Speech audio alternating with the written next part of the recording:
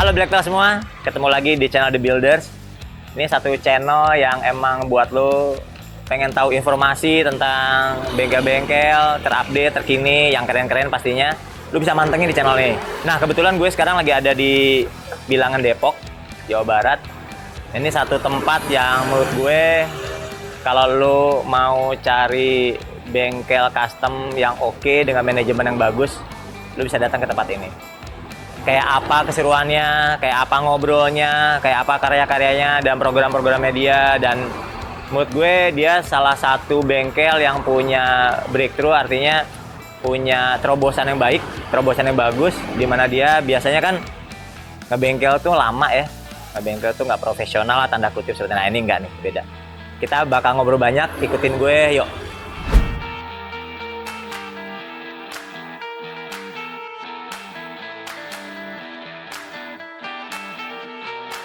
Halo bro. Yes. Wih, Mas Ari dari Street Art Custom. Seru ya. Halo Mas, apa kabar? Salaman ya, salaman ya. Oh, udah hand sanitizer pastinya. Wah, ini motor apa Mas? Ini lagi gue kasih nama, gue lagi bingung nyari namanya. Oh, nyari namanya lagi bingung. Terinspirasi kan dari di luar negeri sih udah ada yang bikin, tapi kayak VW Kodok. Ya, VW Kodok intinya ya, apa nih spakbornya ya, spakbor fendernya ya, oke. Nah, cuman kita lagi riset aja sih. Oh gitu. Nah, mungkin nanti suatu saat dijual gua. Tapi oh, sekarang ini masih riset nih, masih prototype sedikit ya. lagi, masih ada kurang enak dikit gitu. Oh gitu ya. Tapi berarti tekniknya udah nyala segala macam ya? Udah nyala. Seru cuman banget masih ya? belum enak gitu. Nah, sekali lagi Mas Ari dari Street Art Custom. Mas IG-nya Street Art Custom apa sih? SAC Motorcycle. SAC Motorcycle. Motorcycle. Oh, SAC_motorcycle ya. Lu jangan lupa follow lah. Pasti info-info terkini. Oh pasti. Pastinya ya. Gila, cakep banget ya. Nah Mas, Yuk. ini bengkel apa sih Mas? Ini kalau ngelihat di IG lo kan seru. Ini maksud gue, odong-odong ya. Tapi odong-odong segini men, keren banget. Maksud gue, kalau gue lihat-lihat tadi browsing-browsing bentar gitu kan, dia kan seru-seru banget ya gambarnya. Ya. Bisa cerita dikit nggak? Cerita Custom tuh dia kapan, apa segala macam gitu. Ya kita tuh bengkel yang awalnya tuh apa ya, garasi pribadi awalnya di 2013 Januari lah gitu. Ngerjain motor sendiri ceritanya. Terus pas ngerjain ada yang naksir, dibelilah. Terus udah dibeli, otomatis gue bikin lagi dong. Habis bikin lagi, ada yang ngeliat, bikin. Ada order, ya udah ada cuannya ya sikat terus. Pokoknya masih ingat gitu motor pertama tuh apa sih sebenarnya? Waktu itu gue bikin dari Honda C70. Terus Honda C50 bikin street cup. Zaman dulu lagi hype banget tuh. Belum ya, maksudnya masih awal musim lah ya. Lagi booming, lagi galak-galak. Lagi galak-galaknya, oke. Udah akhirnya ya udah dibeli orang, diorder dan waktu itu kita sosial media masih gue pakai Kaskus. Gitu. Iya, benar zaman itu ya. Masih main kayak gitu kan. Nah, kalau SAC sendiri sekarang udah dari 2013, anggaplah 20 tahun ya. Enggak dong, 2013. Sorry, 2013. 7 tahun jalan 7 tahun kok 20 tahun. 7 tahun jalan ke sini tuh, lu ini nggak sih akhirnya dengan semua genre yang ada di custom itu, di custom culture itu, ada nggak sih genre yang lu spesialnya gitu? Kalau custom culture ya pasti kita genre spesialnya di situ ya. Retro dan klasik. Retro dan klasik ya. Walaupun ada campuran unsur modern, tapi kita memang nggak ngerjain motor matic. Nggak ngerjain gitu. Nah, terus kalau buat motor bebek sendiri sedikit yang masuk. Sedikit masuk ya. Ke motor batangan lah gitu. Motor besi ya. Motor besi ya, benar. Oke. Nah, dari selama lu ngerjain ini kan, tadi kan kita sempat sebelum syuting kan kita sempat ngobrol ya. Lu kan, gue tadi sempat sedikit curhat lah soal, kalau bengkel-bengkel gini tuh suka lama lah, suka geser waktunya lah, inilah itulah segala macam. Nah, maksud gue kan lu tadi bicara menarik banget soal apa ya? Cara ngatur manajemennya, konsep yang bagus lah, maksudnya bahwa ibaratnya manajemen warungan tuh bisa kalau kita serius kita pindahkan ke arah yang lebih profesional gitu. Lu bisa ceritain nggak gimana? Sebenarnya sih simple gitu ya. Ketika bisnis itu lo harus kuasain yang namanya produksi, kemudian delivery-nya itu istilahnya supply ya. Kemudian baru demand-nya. Gitu kan. Bisa dibalik juga, ada demand, kemudian disupply dengan kita diproduksi. Pokoknya 3 unsur itu harus dikuasain banget lah gitu. Nah, memproduksi sebuah motor custom itu juga teknisnya seperti itu. Jadi ketika ada customer datang, berarti kan demand-nya dulu ada. Demand-nya dulu ada. Nah, untuk membuat satu unit motor gitu katakanlah, lu kan butuh banyak spare part, butuh banyak produksinya, dan distribusi produksinya, distribusi spare part-nya. Nah, itu gua harus kuasain dulu. Oke. Dalam arti kata bukan berarti gue menjadi nomor satunya, enggak. Iya. Tapi setidaknya gue mempercepat area distribusinya. Oke. Gitu. Misalnya lu bro, lu pengen bikin katakanlah motor gitu. Gue bahannya pengen kayak gini gitu. Oke. Nah, gue punya stok. Oh, jadi lu udah di stok duluan ya? Di stok. Oke. Misalnya kayak gini nih. Oke. Nih, kita kesini. Oke. Ya ini sih karena udah mau habis ya, dan ini kan kebetulan bahannya impor nih bro. Iya. Jadi memang tergantung dari impornya. Tapi ketika impornya itu datang, gue udah masuk PO. Gue Gue udah masuk PO ke importir gitu. Oke, Jadi misalnya gue ngambil 20 set atau 40 set ban, berarti 80 piece gitu. Iya. Ya udah gue stok, tapi berdasarkan forecast. Gitu. Oke. Nah, forecast itu didapat dari mana? Dari database. Oke. Jadi selama forecast setahun tuh biasanya kayak gini nih. Tipe klasik gitu ya. Oke, Terus tipe Trailmaster, terus tipe yang kayak ini nih. Big block, terus yang ini yang dual purpose kayak gini. Jadi setahun tuh penggunaannya tuh berapa sih? Nah, dari situ stok rasio. Dari stok rasio tersebut, dari database itu, baru gue berani stok. Wah, berarti butuh modal? Iya, pastilah. Pasti butuh modal. Tapi kan, ya modal itu datang kan bisa dari mana aja ya. Iya. Dulu gue juga awalnya dari kecil gitu. Nah, dari situ baru produksi. Nah, produksi nanti kita jalan ke workshop gue. Nah, cakep nih. Ajak, biar lu lihat gitu, produksinya juga ban berjalan. Jadi, misalnya gue nih selaku ownernya lah, gue nggak menyebut diri gue builder gitu. Gue selaku owner. Kadang-kadang kalau lu ngelihat bisnis modifikasi, lu ngelihat dia yang melayani customer. Iya. Ya kan? Kemudian dia yang ngomongin desain apa-apa. Abis itu duit masuk nih. Nah, nanti dia yang belanjain. Ya kan, dia yang belanjain spare part-nya ke sana kemari. Udah belanja, dia yang meretelin motor. Dia yang ngenteng, dia yang ngelas, dia one man show banget lah pokoknya. Iya, kalaupun ada biasanya unsurnya connect, bener dong? Iya, betul. Cuman apa ya? Ngebantu. Helper, betul. Akhirnya betul kerja satu motor. Timeline, tapi ketika lu diganggu lagi dengan motor masuk, ya udah. Game yang belakang-belakang itu yang kasusnya kayak gue gitu ya. Yes. Permasalahan keuangan. Permasalahan keuangan tuh bukan berarti gue harus punya modal besar. Maksudnya adalah pengelolaan uang atau cash flow. Cash flow. Yang terjadi kan, lu biasanya lu masuk bengkel custom deh. Lu jadi ATM gedor nggak? Iya. Bos, butuh nih gitu kan. Bos, ini butuh buat DP, buat ini segala macam. Benar. Gue udah breakdown. ATM gedor nih, keren banget. ATM gedor gitu. Jadi tok duit masuk. Langsung duit masuk, betul. Ini yang gue nggak mau. Jadi lu jadi customer gue saat ini. Lu udah ada kontrak, kapan lu harus bayar? Timingnya ada. Terminnya ada gitu ya. Terminnya harus ada. Berarti kalau kayak gitu berarti lu bayar aja. Gue nggak kasih nomor rekening. Karena belum waktunya. Gitu. Jadi memang harus ada timeline. Nah, timeline itu berarti kalau misalnya kita di yang lebih gede kan ada perkembangan sekian job 30% maju. Kalau di gue DP skemanya gitu. menjadi 3. Yang pertama adalah down payment di awal. Betul, down payment di awal. Misalnya katakanlah kontrak modifikasi kita itu 40 juta deh. 40 juta, gampang ya dibaginya. Nah, di depan gue cuma minta 15. Di 15 itu buat pemenuhan kebutuhan spare part. Walaupun gue stok, stok ini harus dibayar. Betul. Nah, itu gue untuk nutup di situ. Jadi gue putaran stok gue terus ada. Nah, sisa ini biasanya gue pakai buat barang yang memang gue nggak stok. Misalnya kayak barang-barang variasi. Misalnya dia minta ya kayak gini nih, kan gue nggak jual. Ya, special design lah, special variasi. Gue nggak jual. Jadi harus beli lah. Nah, itu gue belanjain pakai duit itu. Nah, pengerjaan sasis, bodywork segala macam selesai, ibaratnya raw material masuk ke painting itu termin kedua. Selesai dari painting, masuk ke perakitan segala macam, kita nyatakan declare selesai, baru pelunasan. Jadi ada timing. Itu lu bilang garansi. Itu kayak apa sih? Gini. Itu jarang banget soalnya gue nemuin. Gini, lu bayar gue mahal bro. Apa yang lu harapin?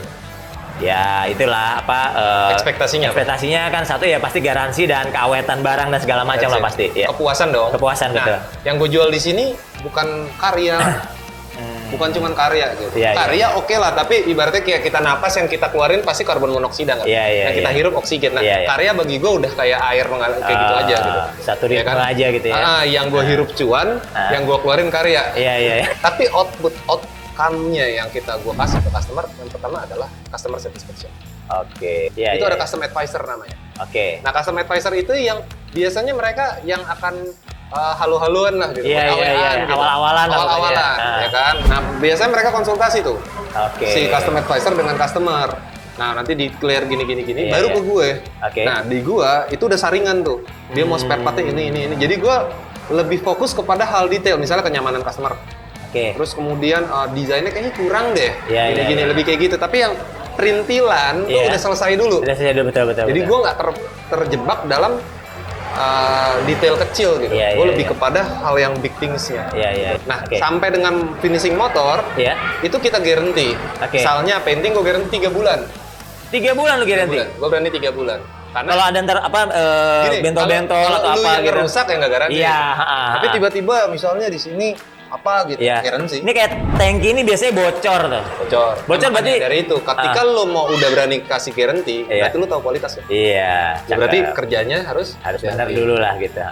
Nah, ini balik lagi nih. Ini kan ini part-part yang ibaratnya gua bisa anggap ini universal part lah. Maksudnya kalau motor besi artinya tangki yang mirip-mirip segala macam kita bisa beli di sini. Bisa. Nah, ini sebenarnya kalau kita lihat berarti ini semua handmade ya 100%. Iya dah, handmade. Handmade. Nah, pasti, maksud gue kayak gini nih. Ini gue boleh tahu nggak?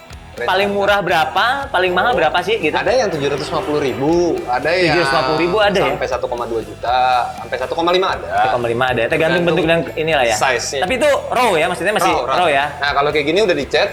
Ini biasanya udah punya orang nih.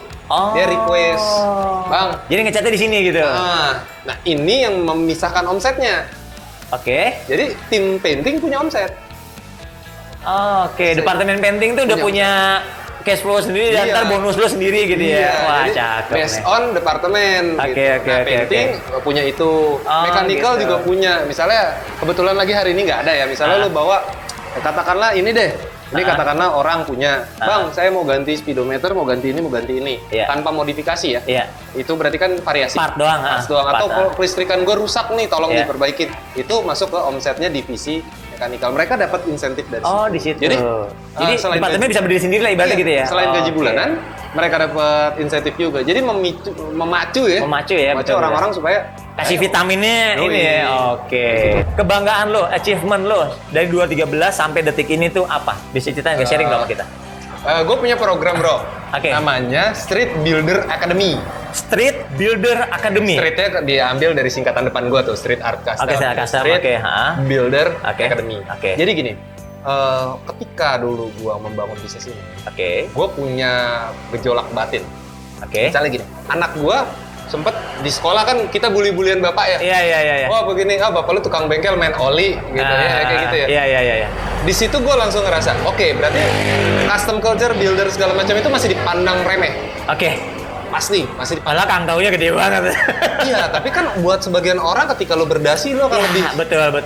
Kita nggak bisa menyalahkan perspektif orang. Betul. Oleh karena itu, gimana sih supaya ini berkembang gitu?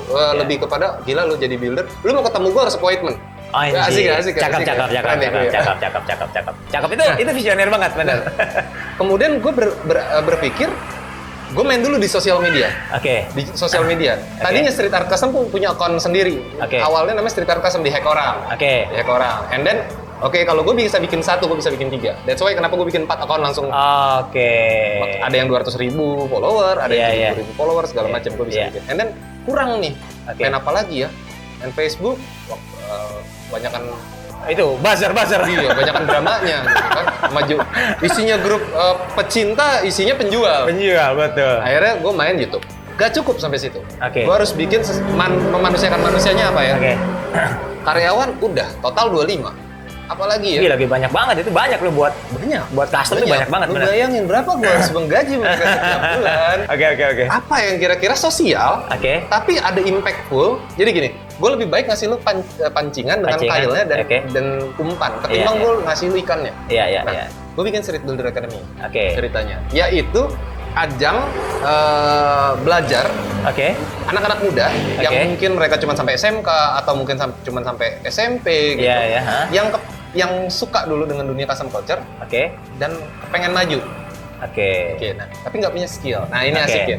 Nggak punya skill. Syaratnya adalah lu nggak boleh skill. Karena lu punya skill, lu udah punya kesempatan sebenarnya untuk dapetin pekerjaan. Nah, bagaimana dengan orang nggak punya skill, unskill banget ya kan? Nah, ini yang gue bikin. Nah, tadi lu sempat nanya sama gue, bayar nggak bro? Enggak, justru gue balik. Gue kasih mes karyawan gratis. Gue kasih makan gratis. Gue kasih uang saku. Dan gue kasih ilmu. Hoki banget tuh orang-orang itu ya. And then pelajarannya hanya 3 bulan. Oke. 3 bulan. Ketika dari orang-orang ini bagus, gue rekrut kerja. Nah, harapan gue, mereka kerja sama gue maksimal 5 tahun. Maksimal 5 tahun. Finally buat kerja di lo gitu. Kenapa? Lu harus berkembang ke Pakan Sayap sendiri. Nah, bidang skillnya apa aja nih? Nah, bidang skillnya waktu itu metal shaping, mechanical, dan painting. Udah 3 itu aja. Genre gedenya dulu. Genre gedenya. Nah, baru nanti dia mungkin lebih spesialis metal shaping dibikin tanki gitu. Pengen cerita gitu. Nah, itu ada pengelajarannya. Nah, gimana kalau abis ini lu ajak gue jalan-jalan? Oke ya? Kita lihat ke sana. Oke ya? Lu lihat langsung. Oke. Nah, ini kebetulan Mas Ari mau ngajakin kita ke workshopnya. Workshopnya di mana, Mas? Nggak terlalu jauh ya? Nah, kita putar balik. Oke, muter balik gitu. Palingan radius kilo 2 kilo, tapi serunya kita naik ini. Deh.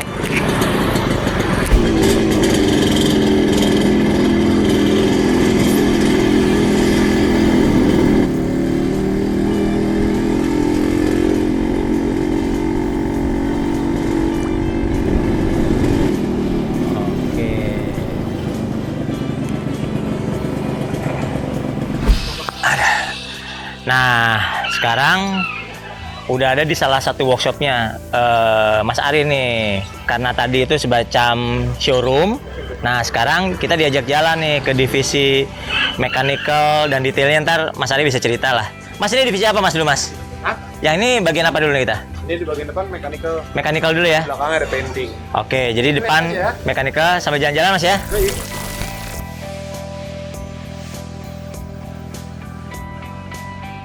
Ini wiring, terus assembling, final touching, terus pre-inspection delivery. Ada di sini semua. Nah, tadi kan udah ngomongin soal manajemen bengkel tuh segala macam. Nah, ini paling enggak Mas Ari ngebuktiin bahwa lu kalau pernah jalan-jalan ke bengkel custom, gua rasa sih nggak banyak lah yang kayak gini, lihat. Ya udah kayak line produksi gitu, bengkelnya juga bersih, rapi, safety-nya juga dijaga, kebersihan, kenyamanan, dan lu tau kan bison asli kayak apa bentuknya. Nah, sekarang bisonnya jadi kayak gini. Terus dia ada, ini form apa nih Mas? Ini ada pengecekan baut, pre-inspection dari sini. Pre-inspection dari sini ya, jadi semua QC lah ya. QC itu pengecekan semua, jadi supaya nggak ada miss gitu ya. Karena banyak dicek. Ini kita breakdown, nanti kita akan ngecek bagaimana. Sampai sedetail ini sistemnya ya. Belakangan udah bunyi-bunyi. Nah, karena itu divisi painting, kita akan lihat aja. Di belakang divisi painting nih. Ayo kita lihat ya. Jadi paintingnya tuh nggak hanya painting biasa Mas ya? Ada powder coating. Ada powder coating juga loh Bos. Yang bisa kita. Jadi ini powder coating. Nah, ini powder coating itu metodenya emang agak nggak biasa. Biasanya kan kita cair gitu. Kalau powder coating sesuai namanya powder, jadi dia bubuk. Nah, prosesnya jangan pegang ini ya, nyetrum soalnya itu ada aliran elektroniknya gitu.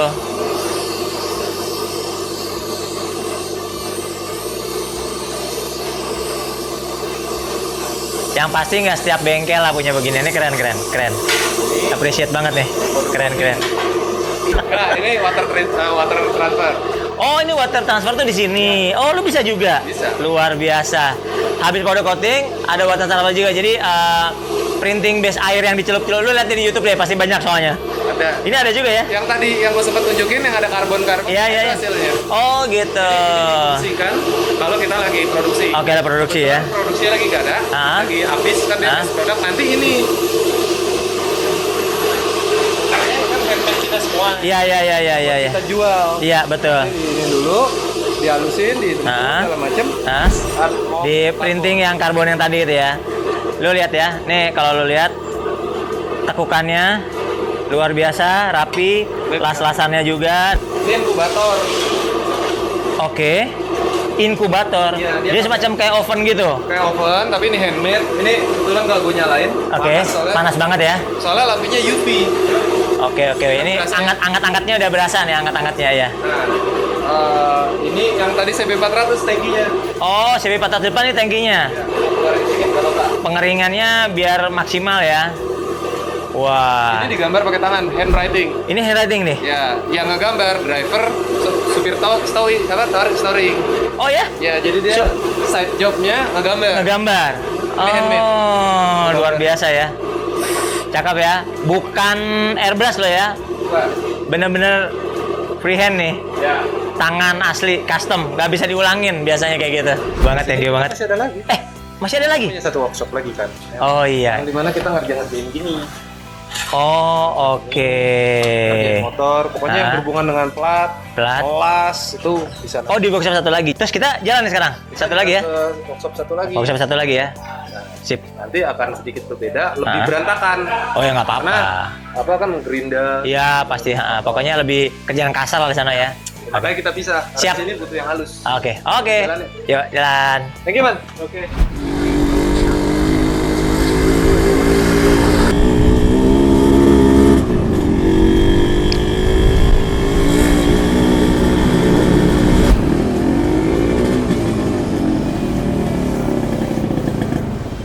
Nah, salah satu bentuk kecuanannya dia nih, Departemen of Cuan dia juga punya mes karyawan. Jadi karyawannya bisa Kalau yang dari daerah daripada dia bayar kan.